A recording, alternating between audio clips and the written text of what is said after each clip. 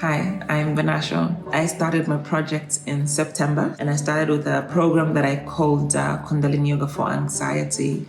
It attracted quite a lot of people simply because I think that I called it Kundalini Yoga for Anxiety and also for marketing purposes since we were just getting out of COVID, and I know that a lot of people were dealing with anxiety and stress. So I thought it might be a nice way to start and spread Kundalini Yoga. I received a good response just when I started teaching at the launch of the program.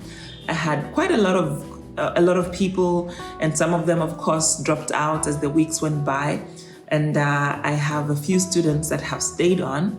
The good thing about this is that here in Mozambique, in Maputo, things spread by word of mouth. So far it has been spreading by word of mouth, except it just hasn't moved as fast as I thought and hoped that it would, but it's got quite a steady momentum, which is very encouraging.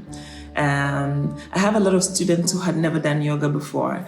The discussions after class are very interesting because I've heard comments such as, I've never done Kundalini Yoga before, but this is exactly what I've been looking for.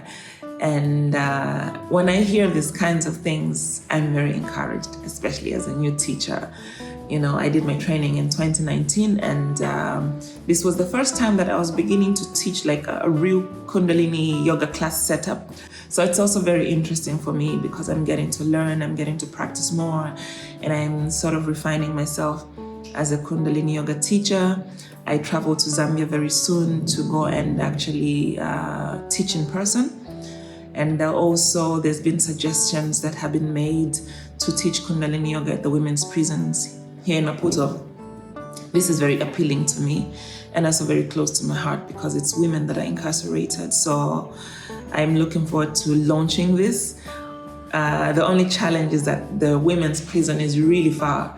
So I need to really prepare myself for these logistical preparations, but it's something I look forward to, and I'm hoping that by the time the next report is due, I will be able to share the experience of having taught Kundalini Yoga in the prisons.